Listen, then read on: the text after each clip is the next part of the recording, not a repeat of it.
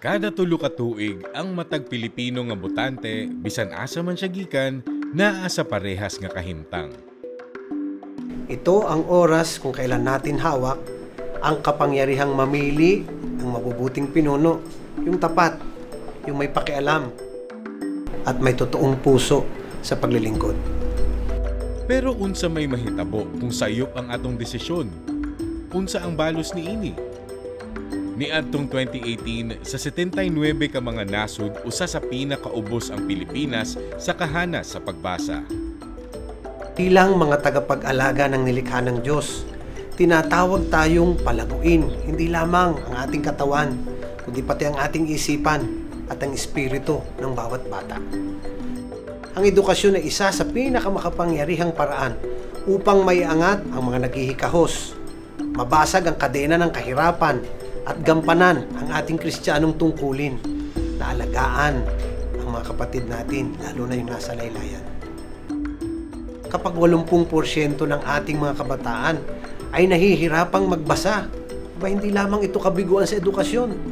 Ito ay panawagan sa atin, moralidad na kumilos. At bilang mga Katoliko, naniniwala tayo na bawat bata ay biyaya ng Diyos na may kakayahang baguhin ang mundo.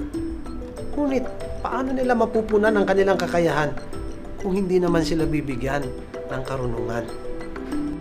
Sa pagboto ng mga pinunong pinahahalagahan ang edukasyon, sinisiguro natin na ang bawat bata ay makatatanggap hindi lamang ng kalamang pang-akademiko, kundi pati na rin ng pundasyong moral at espiritual upang maging mga responsableng mamamayan at mga tapat na Kristiyano.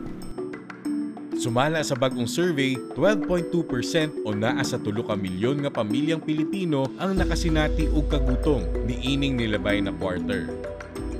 Sa atong desisyon nakadepende ang pagkaabunda o kakulangon sa atong mga lamesa. Busog og usa ka adlaw, gutom sa kahangturan.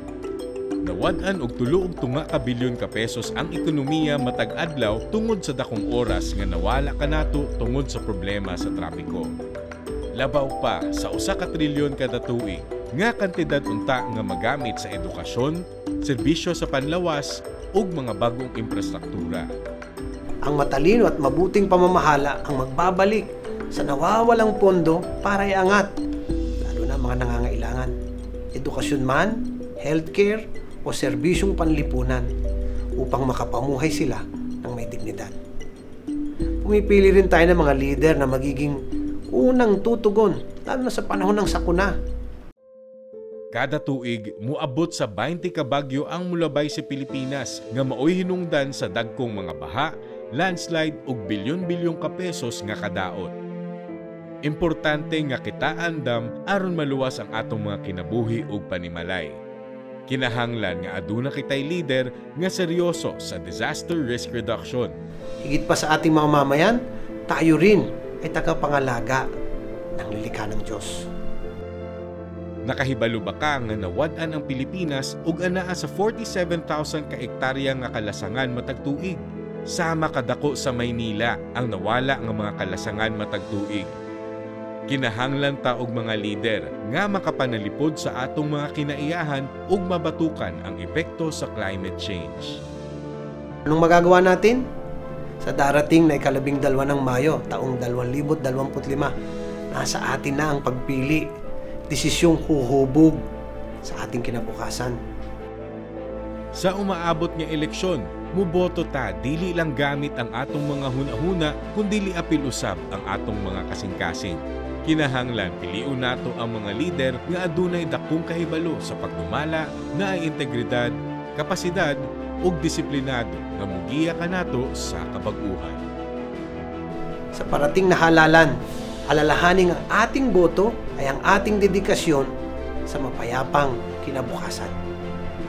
Kailangan natin ng mga mamumunong may pakialam sa kalagayan natin, nagagawa ng makabuluhang kontribusyon sa mga serbisyong panlipunan, gaya na rin ng edukasyon, healthcare, utilities at ating mga infrastruktura.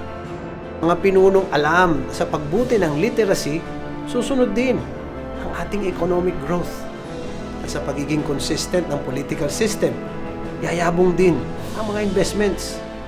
At sa pag-ayos ng ating mga kalsada at infrastruktura, susulong ang ating kaunlaran. Ang pagboto ay hindi lamang tungkol sa kung ano ang matatanggap mo. Ito ay investment sa buhay ng ating mga anak, apo, at mga parating pang mga henerasyon. Kapag bumoto tayo ng may integridad, hindi lamang tayo ang nagiging mabubuting mamamayan, kundi mabubuting alagad din ng Diyos. Naghahanap tayo ng mga pinunong pinaangat, pinagkakaisa, at pinoprotektahan tayo. Gumagawa ng mga desisyong kaugnay ng ating paniniwala sa Diyos, pag-asa at pagmamahal. Bumoto para sa kinabukasan. Bumoto para sa bansa. When we vote with integrity, we're not only fulfilling our duty as citizens, but also stewards of God's guidance. We seek leaders who will uplift, unite, and protect, making choices that resonate with the principles of faith, hope, and love. Vote for the future. Vote for our nation.